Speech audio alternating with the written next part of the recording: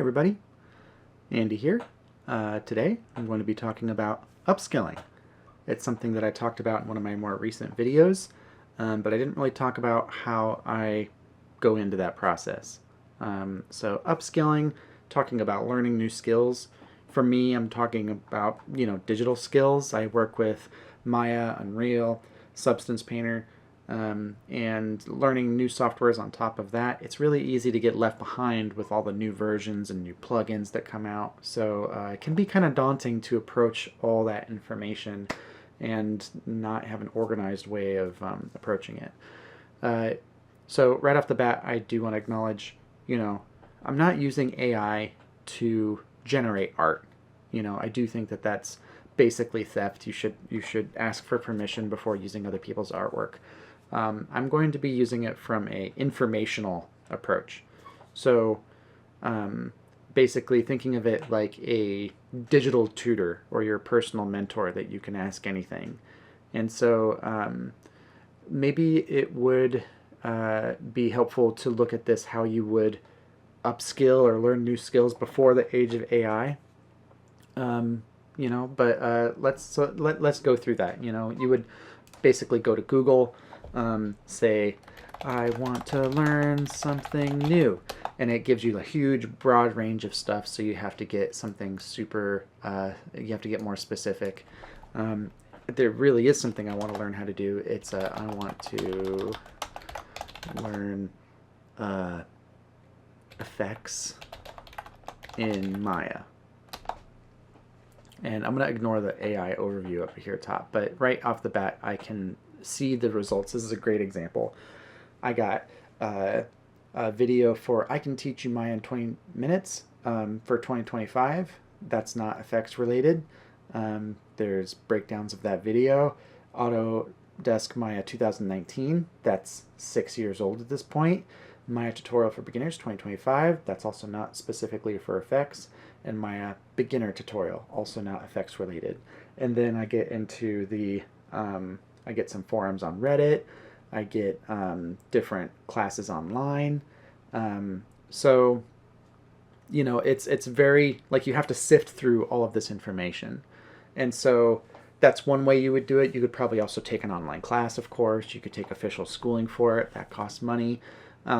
You could just try to go into it fresh, like try to do the thing in the software, and then every time you hit something you don't know how to do, Google it and go through the forums yourself to find the solutions. But that is where this gets way easier if you just use AI. So let's scrap this Google search and let's go into ChatGPT. This is what I use for most of my AI assistance. Before, you saw that the versions I had in my search were all over the place. Even if I do effects in Maya 2025, these are still not coming up with specifically effects videos, right? It's just reading all of the words here, and it's giving you a broad range of stuff to look at based on all those words.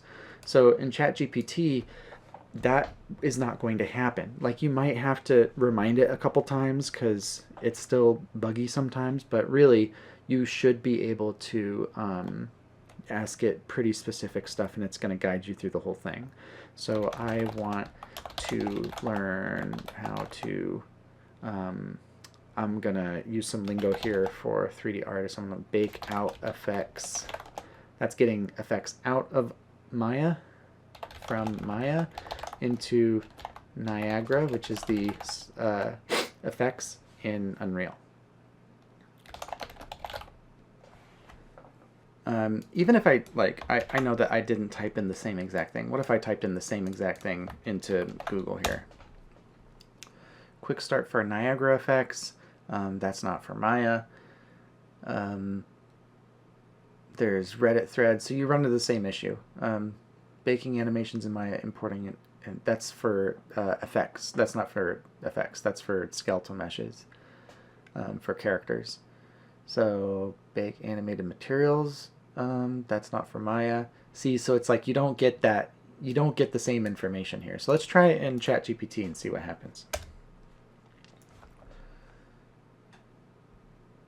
And so it's going to tell me what to use in Maya.